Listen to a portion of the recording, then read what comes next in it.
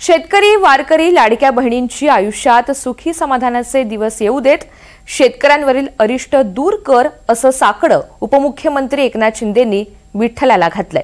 कर्जमाफी उपायाबाबत सरकारनं निर्णय घेतलेला आहे आणि त्याची शिफारस एप्रिलमध्ये होईल असं साकडं राज्याचे उपमुख्यमंत्री एकनाथ शिंदे यांनी घातलेलं आहे।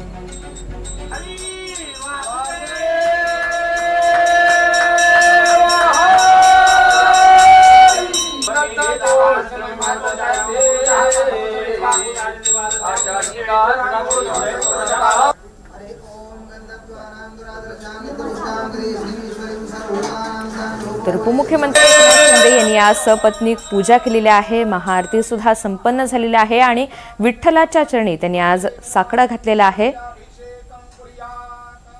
खरं म्हणजे इथं आल्यानंतर एक वेगळी अनुभूती, वेगळं समाधान या ठिकाणी आल्यानंतर मिळतं। कार्तिकी एकादशी निमित्त पांडुरंगाची विठू रखुमाईची पूजा करण्याचा मान संधी मिळाली।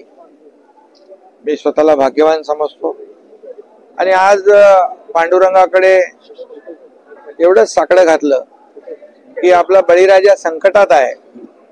आता नोव्हेंबर मध्ये देखील पाऊस पडतोय आणि अशा परिस्थितीमध्ये शेतकऱ्याचं प्रचंड नुकसान झालंय।